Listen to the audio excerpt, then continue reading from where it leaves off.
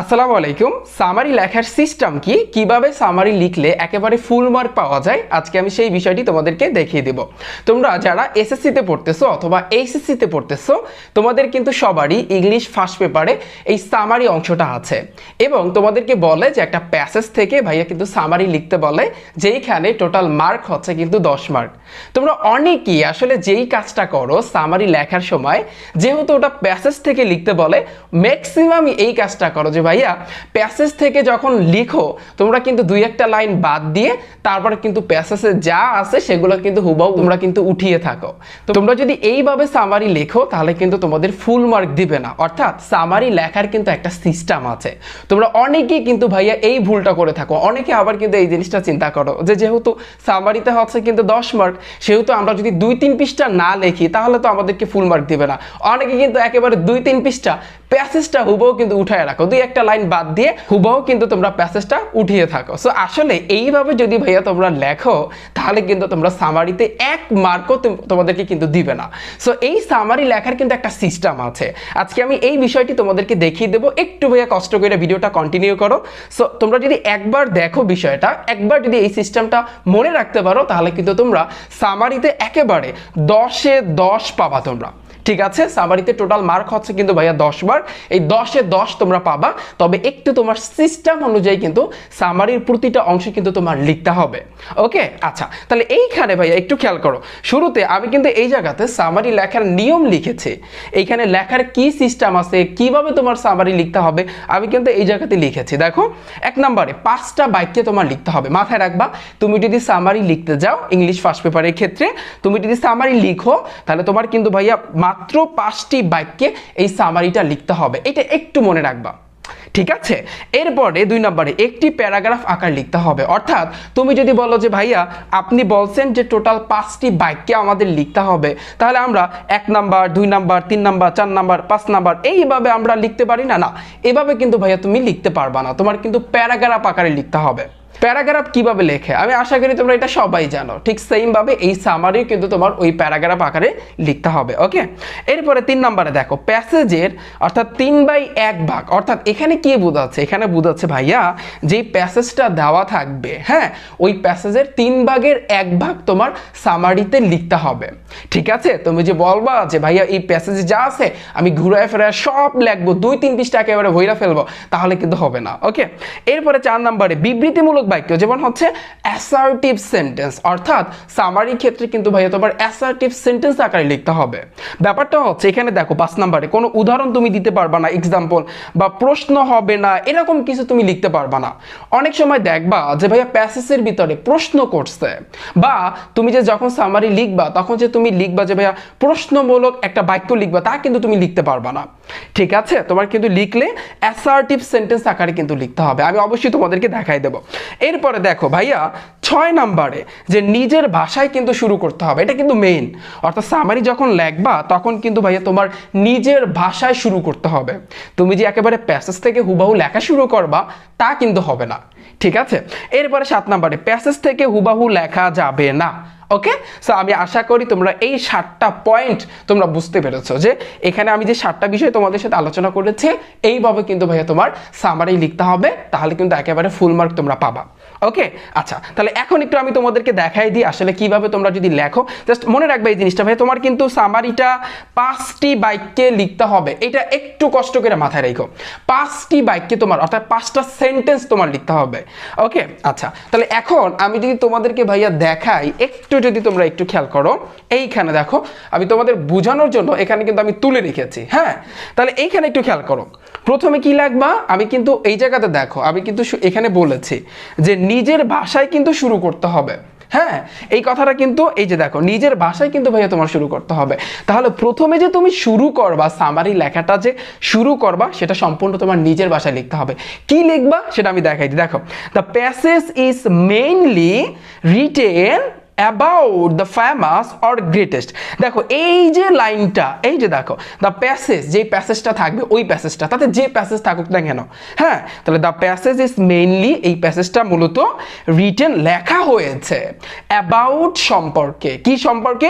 The famous. Famous অর্থ হচ্ছে কি বিখ্যাত, এই ফেমাসও তুমি বসাইতে পারো, অথবা তুমি চাইলে এই গ্রেটেস্টও তুমি লিখতে পারো। তোমার ইচ্ছা, তুমি যেটা লাগবা। ওকে, তাহলে দ্য প্যাসেজ ইজ মেইনলি, অর্থাৎ এই প্যাসেজটা মূলত রিটেন লেখা হয়েছে অ্যাবাউট সম্পর্কে দ্য ফেমাস বিখ্যাত অথবা গ্রেটেস্ট, যে কোনো একটা তুমি বসাবা। এরপরে তুমি লিখবা, এইখানে দেখো অনেকগুলা কিন্তু আমি শব্দ এখানে লিখে রেখেছি। কি লিখবা দেখো, তুমি চাইলে রাইটার লিখতে পারো। এখন এটা কিভাবে তুমি লিখবা, রাইটার লিখবা না পোয়েট লিখবা না ড্রামাটিস্ট লিখবা, কোনটা লিখবা এটা ডিপেন্ড করবে তোমার প্যাসেজের উপর।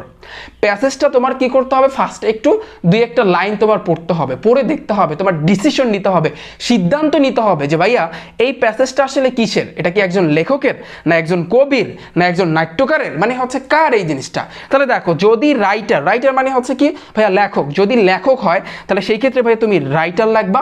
তোমরা চাইলে একটু ছোট্ট করে আমার এই যে ইংরেজির অর্থগুলো লেখা রাখতে পারো, বেটার হবে, ঠিক আছে? কারণ অর্থ বুঝে, অর্থাৎ ইংরেজির শব্দের অর্থ বুঝে যদি তুমি পড়ো তাহলে দেখবা তোমার খুব তাড়াতাড়ি মুখস্থ হয়ে যাবে। তাহলে রাইটার মানে হচ্ছে কি ভাইয়া লেখক, যদি প্যাসেজটা লেখক হয় তাহলে সেই ক্ষেত্রে তোমার রাইটার এই শব্দটা লিখতে হবে। যদি তোমার কবি হয়, হ্যাঁ, তাহলে সেই ক্ষেত্রে ভাইয়া তোমার পোয়েট লিখতে হবে। যদি ভাইয়া নাট্যকার হয় তাহলে সেই ক্ষেত্রে তোমার ড্রামাটিস্ট লিখতে হবে। হ্যাঁ, যদি তোমার উপন্যাসিক হয় তাহলে সেই ক্ষেত্রে নোবেলিস্ট লিখবা। যদি ভাইয়া বিজ্ঞানী হয় তাহলে সেই ক্ষেত্রে সায়েন্টিস্ট লিখবা। যদি ভাইয়া রাষ্ট্রপতি হয় তাহলে সেই ক্ষেত্রে প্রেসিডেন্ট লিখবা। অথবা যদি ভাইয়া মানবতাকারী যদি বোঝায় তাহলে সেই ক্ষেত্রে হিউম্যানিটারিয়ান এই শব্দটা লিখবা। ওকে, তো এখান থেকে আসলে ডিপেন্ড করবে এটা প্যাসেজের উপর, প্যাসেজে যেটা থাকবে যেটা বুঝাবে সেটা কিন্তু তোমার লিখতে হবে। সো আমি আশা করি তোমরা সবাই বুঝতে পেরেছ। এরপরে এই ড্যাশের জায়গায় ওই ব্যক্তির নাম লিখে দেবা। যদি পোয়েট হয় তাহলে সেই কবির নাম এখানে লিখবা, যদি সায়েন্টিস্ট হয় তাহলে সায়েন্টিস্টের নাম এখানে লিখবা। কিন্তু তাহলে এখানে তাহলে এই হয়েছে কিন্তু ভাইয়া তোমার একটা লাইন, একটু খেয়াল করো, আমি একটু আবার বুঝাচ্ছি যে প্রথমে কি লিখবা, the passage is mainly written about the famous, এরপর ধরো রাইটার যদি হয় তাহলে রাইটার লিখবা, এরপর নামটা লিখে দেবা। যদি পোয়েট হয় পোয়েট শব্দটা লিখবা, এরপর নামটা লিখে দেবা। যদি তোমার ড্রামাটিস্ট হয় তাহলে সেই ক্ষেত্রে ড্রামাটিস্ট লিখবা, অর্থাৎ নাট্যকার যদি হয় এটা লেখার পরে দেন তোমার তার নামটা লিখে দেবা। ওকে, এই গেল হচ্ছে কিন্তু আমাদের একটা লাইন। আমাদের মাথায় রাখতে হবে কিন্তু ভাইয়া আমাদের কিন্তু 5টা বাক্যে কিন্তু লিখতে হবে, ঠিক আছে? সো আমাদের কিন্তু এই একটা বাক্য গেল, অর্থাৎ একটা সেন্টেন্স কিন্তু আমরা লিখেছি। ওকে, এরপরে কি লাগবে ভাইয়া দেখো, হি অর অথবা শি। এখানে যদি ভাইয়া আমরা জানি, এটা সবাই জানি, যদি ভাইয়া পুরুষ বোঝায় তাহলে সেই ক্ষেত্রে হি লাগবা, যদি স্ত্রী বোঝায় তাহলে সেই ক্ষেত্রে শি লাগবা। ওকে, তাহলে ধরো হি ওয়াজ বর্ন, সে জন্মগ্রহণ করেছে। সো ওয়াজ কেন হয়েছে, কারণ এটা অতীতে গেছে, অতীতে জন্মগ্রহণ করেছে।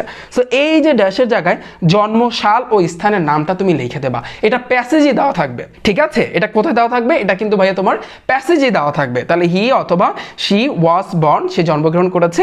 এই যে ড্যাশের জায়গায় তোমার প্যাসেজে যেটা দেওয়া থাকবে জন্মসালটা এবং স্থানের নামটা একই সাথে লিখে দেবা, ঠিক আছে? সো এই গেল হচ্ছে কিন্তু ভাইয়া আমাদের 2টা লাইন, অর্থাৎ 2টা বাক্য কিন্তু আমাদের শেষ।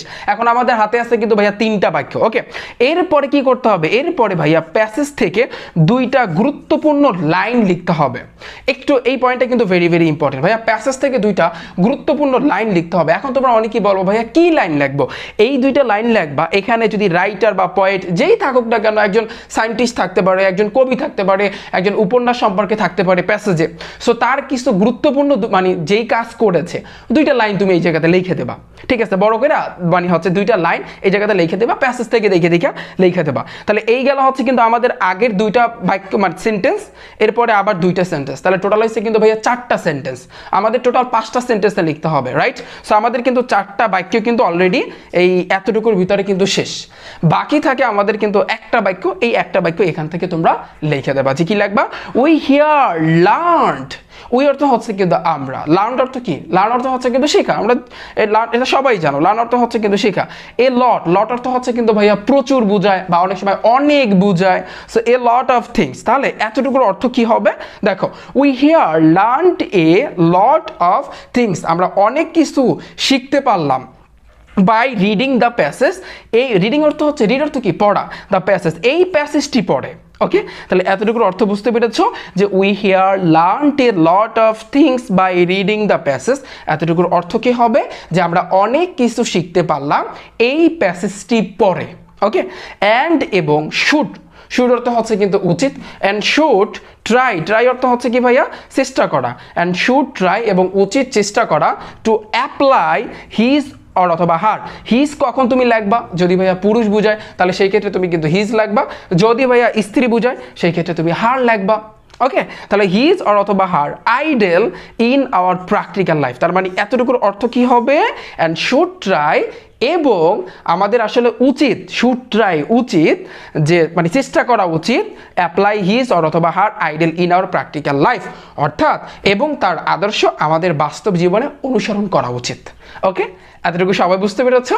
সো আমি আশা করি ভাইয়ারা তোমরা সবাই বুঝতে পেরেছো। এই হয়েছে কিন্তু টোটাল 5টা বাক্যে কিন্তু তোমরা এই সামারি কিন্তু লিখবা, আর এটাই হচ্ছে কিন্তু তোমার নিয়ম। এখন তুমি যদি ভাইয়া 2-3 পৃষ্ঠা যদি ভইয়া লেখো তাহলে কিন্তু তোমাকে 1 মার্কও দিবে না, ঠিক আছে? সো সামারি লেখার সিস্টেমটা বুঝতে পেরেছো? তোমরা যারা এসএসসিতে পড়তেছো অথবা এইচএসসিতে পড়তেছো, ইন্টারমিডিয়েটে পড়তেছো, তোমাদের কিন্তু ভাইয়া প্রত্যেকেরই ইংলিশ ফার্স্ট পেপারে এই 10 মার্কে টোটাল কিন্তু ভাইয়া 10 মার্ক, এই 10 মার্কের কিন্তু এই সামারি কিন্তু এসে থাকে, রাইট? সো এখন তোমরা কিভাবে লিখবা, সামারি লেখার সিস্টেম কি মনে থাকবে, জাস্ট আমি তোমাদেরকে সিস্টেমটা শিখিয়ে দিলাম। এবং আমি বলেছি ইংলিশ ফার্স্ট পেপার এবং সেকেন্ড পেপারের রাইটিং সাইটে যত টেকনিক আছে, কিভাবে তোমরা রাইটিং পার্টে প্যারাগ্রাফ বলো, লেটার বলো, অ্যাপ্লিকেশন বলো, ইচ অ্যান্ড এভরিথিং, সিবি, এছাড়া হচ্ছে কিন্তু graph chart, pie chart, so এগুলো তোমরা কিভাবে মানে হচ্ছে একটা মুখস্থ করে অনেকগুলো লিখতে পারো, তার অলরেডি কিন্তু আমি ক্লাস দিয়েছি এবং সামনে আরও কিন্তু ক্লাস আসতেছে। সো সাথেই তাই কেউ রিফাত একাডেমি ইউটিউব চ্যানেল এবং ফেসবুক পেজের দেখা হচ্ছে ভাইয়েরা তোমাদের সাথে পরবর্তীতে। আল্লাহ হাফেজ।